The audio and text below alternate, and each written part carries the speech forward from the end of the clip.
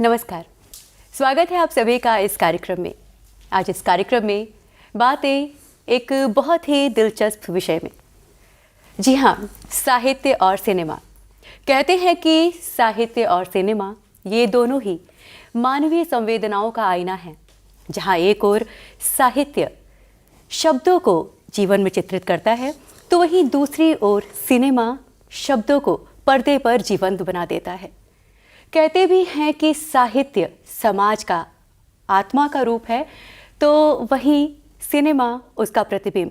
और जब ये दोनों आपस में जुड़ते हैं तो होता है नई कला और विचारों का अद्भुत संगम।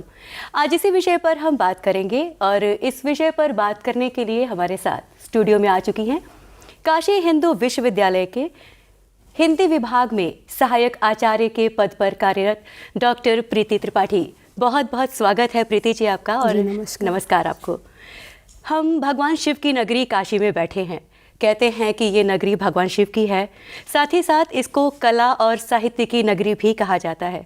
तो सबसे पहले तो हमें ये बताइए कि साहित्य और सिनेमा आपस में आत्मनिर्भर कैसे जुड़े हुए हैं? साहित्य और सिनेमा दो ऐसी विधाएं हैं जिनके बारे में यदि बात की जाए तो एक भावनात्मक रूप से मनुष्य को संबल देता है, शब्दों के माध्यम से एक ऐसा रूप विधान खड़ा करता है कि वो संवेदनशील होता है, और दूसरा उस अनुभूति को, उस अनुभव को पर्दे पर जीवंत करता है। साहित्य के भावों को सिनेमा एक गहराई प्रदान करता है अपनी तकनीक के माध्यम से और अपनी एक व्यापकता, क्योंकि उसके साथ उन चीज़ों को समझना भी आसान हो जाता है जो संभवतः साहित्य को पढ़ते हुए किसी आम आदमी के लिए दुरूह हो। जी, सिनेमा ने एक सरलीकरण किया है क्योंकि ये जन बोलियों से जुड़ा हुआ है, अधिक रोज़मर्रा की जो भाषा शैली है उसका इसमें प्रयोग होता है। तो इससे इसका जो दर्शक वर्ग है वो अपरिमित है, जबकि साहित्य पढ़ने वाले कुछ ही लोग हैं जो विश्वविद्यालयों तक या कहें कि और जो बुद्धिजीवी वर्ग है वहाँ तक महदूद हैं। तो सिनेमा ने एक तरीके से उसको व्यापक बनाया है, संवेदनाओं का प्रसार किया है। और अब हम आपसे जानना चाहेंगे कि साहित्य और सिनेमा इस विषय पर हम बातें कर रहे हैं, तो किस तरह से ये हमारे समाज के निर्माण में, और या फिर ये कह सकते हैं कि राष्ट्र के निर्माण में ये सहायक है? जी, साहित्य और सिनेमा दोनों का मुख्य काम तो राष्ट्र निर्माण या समाज निर्माण का ही है, क्योंकि ये चेतना को उद्बुद्ध करते हैं, ये प्रेरित करते हैं, और इनकी प्रेरणा से जो पीढ़ियां हैं वो अपने भीतर पहले तो अपने समाज की विडंबनाओं और त्रासदियों को समझ सकती हैं। जैसे सदगति है, गोदान है, इन विषयों को लेकर बहुत लिखा गया है बारीकी से, और बाद में सिनेमा ने इन पर फिल्मांकन किया। इनका जब उसको उन समस्याओं को पर्दे पर दिखाया गया तो लोगों की आंखों में आंसू थे, वो उस व्यवस्था को बदलना चाहते थे। तो ये जो बेचैनी है, तो ये समाज और राष्ट्र के लिए बहुत महत्वपूर्ण है। जैसे देशभक्ति की फिल्में हैं, ऐसी फिल्मों के माध्यम से अगर ऐसी फिल्में बनती हैं तो हम किसी राष्ट्र की एकता, अखंडता, संप्रभुता और एकता में अनेकता की जो संस्कृति है उसको हम रख सकते हैं। सिनेमा हमारी वैश्विक स्तर पर हमारी भारतीय पहचान को भी दृढ़ करता है, क्योंकि बॉलीवुड की फिल्में, जैसा हमें पता है कि इस समय वैश्विक फलक पर चारों तरफ प्रसिद्धि हासिल कर रही हैं, तो कहीं ना कहीं ये उसके पीछे बहुत बड़ा कारण है। अभी आपने कहा गबन, गोदान, और कार्यक्रम के आरंभ में भी मैंने कहा कि काशी साहित्य की भी भूमि रही है और इसको संतों की भूमि भी कहा जाता है। तो इस बारे में थोड़ा बताइए। और अभी आपने जो गबन और गोदान कहा, किस तरह से ये सब साहित्यिक दृष्टि पर नज़र डालते हैं? जी, साहित्य शुरू से प्रेरणा भूमि है फिल्मों के लिए। अगर सिनेमा की बात करें तो काशी को आधार बनाकर बहुत सी फिल्मों का निर्माण हुआ है। जैसे काशीनाथ जी का बहुत प्रसिद्ध नावल है काशी काशी, तो उसके आधार पे मोहल्ला हसी, वाटर और मसान, ढेरों फिल्में, एक लंबी फहरिस्त है, मुक्ति भवन, और बहुत सी फिल्में बनी हैं काशी की पृष्ठभूमि में, रांझना। तो इन फिल्मों के ऊपर अगर विचार करते हैं और ये देखते हैं तो बनारस की संस्कृति, इसके घाटों पर विधवा जीवन की जो समस्याएं हैं, इन सबको बहुत बारीकी से और बहुत ही सूक्ष्मता के साथ उकेरा गया है तो वही संस्कृति, पर वही घाट अगर एक विधवा के लिए है तो कैसे हैं, एक सन्यासी के लिए है तो कैसे हैं, एक उस व्यक्ति के लिए जो मृत्यु की जो मुक्ति की कामना के साथ काशी में आया है, तो उसके लिए उसका क्या संदर्भ है। तो ये अलग अलग संदर्भ बदलने से पूरी बात बदल जाती है। और इन सूक्ष्म मनोभावों को अगर कोई बहुत बेहतर तरीके से रख सकता है तो वो सबसे सशक्त माध्यम से सिनेमा ही है मेरी दृष्टि में। और अभी आपने काशी के घाटों का भी जिक्र किया, तो काशी की इन्हीं घाटों पर एक समय था हज़ारों साल पहले जब गोस्वामी तुलसीदास जी ने महाकाव्य रामचरितमानस की रचना की, और काशी के इन्हीं घाटों पर कबीरदास जी ने भी अपने जो दोहे बोले जो आज आम जनजीवन को भी कहीं ना कहीं जीवन जीने की कला सिखाता है। तो हमें उनसे क्या प्रेरणा मिलती है, और आज की ये जो जीवन शैली में जो बच्चे कहीं ना कहीं किताबों से दूर हो रहे हैं, तो उन चीज़ों को, ये जो पुरानी चीज़ें हैं जो आज हम जुड़े हुए हैं, कैसे जोड़ें उन्हें जो दूर होते जा रहे हैं। असल में सबसे बड़ी बात तो मानव मूल्यों की ही है। इन दोनों माध्यमों की सार्थकता तभी है जब ये मनुष्य को मानव मूल्यों से जोड़ें। और कबीर, तुलसी, इनकी रचनाएं, इनको पढ़ना, चाहे वो आज का डिजिटल युग हो या किताबों का जो समय है पूरा, वो इसने एक तरीके से व्यापक किया है फलक को। अगर छात्र इसके बारे में जानना चाहते हैं तो कुमार गंधर्व ने तुलसी के पदों का गायन किया है, विनय पत्रिका और कवितावली के बहुत से पद गाए हैं उन्होंने। तो इनको सुनकर उनमें अंतर्निहित जो मानव मूल्य हैं, अगर हम अपने भीतर उतारने की कोशिश करें, या जो पर्यावरणीय समस्याएं हैं, जिस रूप में कबीर के काव्य का आजकल पर्यावरणीय अध्ययन हो रहा है, तो अगर इस दृष्टि से उसे देखें तो निश्चित रूप से बहुत लाभान्वित हो सकेंगे। कहीं ना कहीं समय बदल रहा है, हम सभी डिजिटल जो तकनीक है उसका प्रयोग ज़्यादा कर रहे हैं, तो साहित्य के ऊपर इसका क्या प्रभाव पड़ा है? साहित्य के ऊपर इसका दोनों प्रभाव पड़ा है। इसके पक्ष और विपक्ष हैं, सकारात्मक और नकारात्मक दोनों पहलू हैं।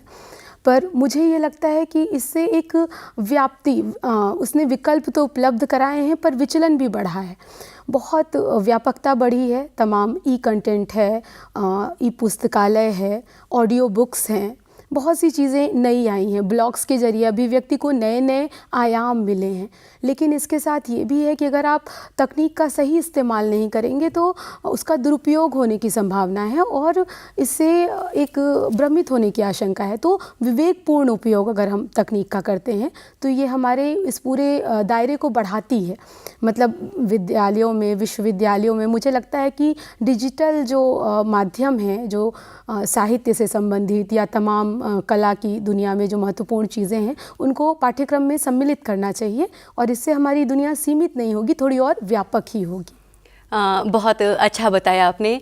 एक सवाल आपसे ये जानना चाहेंगे कि भाषा की समझ को विकसित करने में ये जो हमारे सिनेमा है हमारे यहाँ, इसका कितना योगदान है, आप क्या कहेंगे इस बारे में? जी, बिल्कुल कहना चाहूँगी कि ऐसे छात्र जो किसी दूसरी भाषा को सीखना चाहते हैं, ये जो समय है ये ग्लोबल का है और ग्लोबल समय में, वैश्विक समय में हमारी जो भाषा है ये एक हर व्यक्ति अधिक से अधिक भाषा सीखना चाहता है।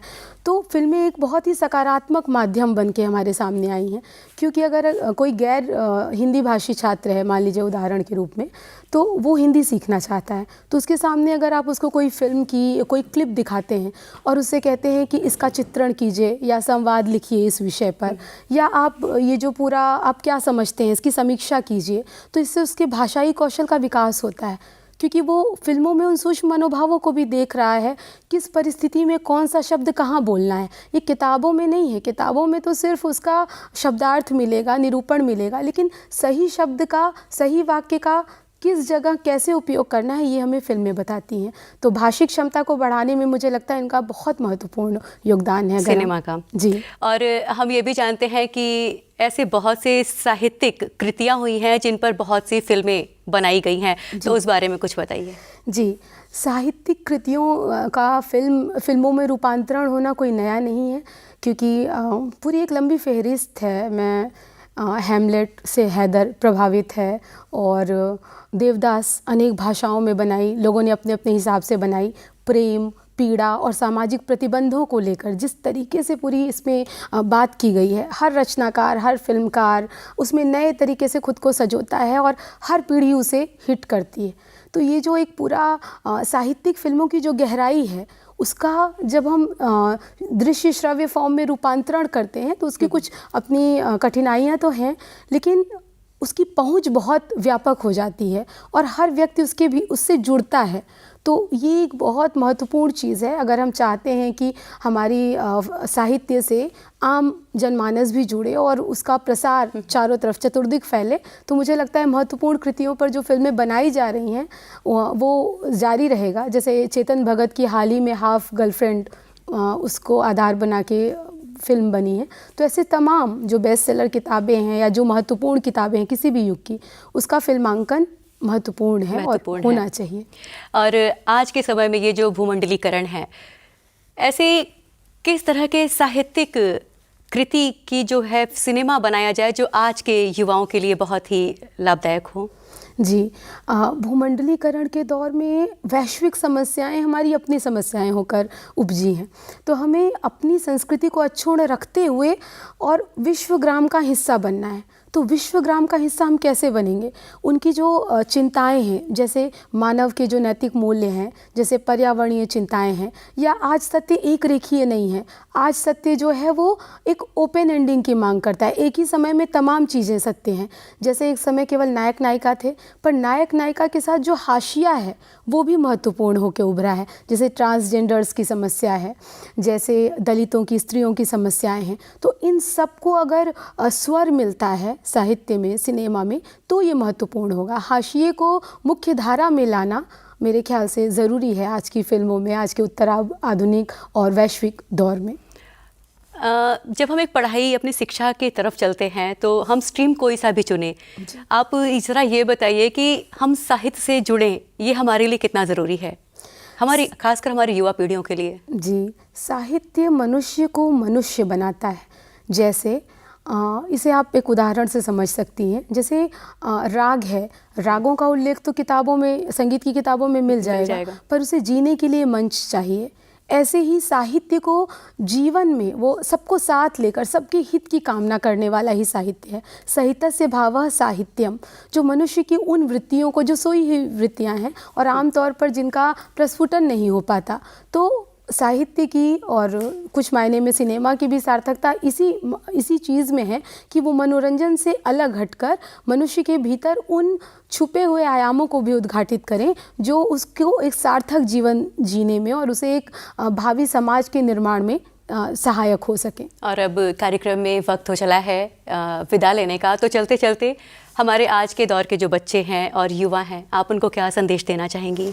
मैं युवाओं से ये कहना चाहूँगी कि वे पूरी संवेदनशीलता से वो किसी भी मुद्दे को देखें, पढ़ें और प्रश्न उठाएं, क्योंकि बिना उसको पढ़े, समझे, महसूस किए आप संवेदनशील नहीं हो पाएंगे। संवेदनशीलता मनुष्य का पहला धर्म है और सारे माध्यम, सारा साहित्य, ये सब परोपकाराय पुण्याय पापाय परपीडनम। ये परपीड़न क्या है, ह्यूमन राइट्स की ज़रूरत क्यों है, और इन सब चीज़ों से अलग पर्यावरण, अगर हम संवेदनशील होंगे तो हमारी नदियाँ प्रदूषित नहीं होंगी, हमारे वृक्ष हरे भरे रहेंगे। तो ये संवेदनशीलता शायद मनुष्य जाति की सारी समस्याओं का अंत कर सकती है और यही साहित्य और सिनेमा का भी अंतिम ध्येय है। तो देखा आपने, साहित्य और सिनेमा पर बहुत अच्छी बात बताई डॉक्टर प्रीति आपने कि साहित्य इंसान को इंसान बनाता है। तो जुड़िए इस साहित्य से, क्योंकि युवा ही है हमारे भारत का भविष्य। बहुत बहुत धन्यवाद आपका कीमती समय देने के लिए हमें। मिलेंगे आपसे अगले कार्यक्रम में, तब तक के लिए नमस्कार। नमस्कार।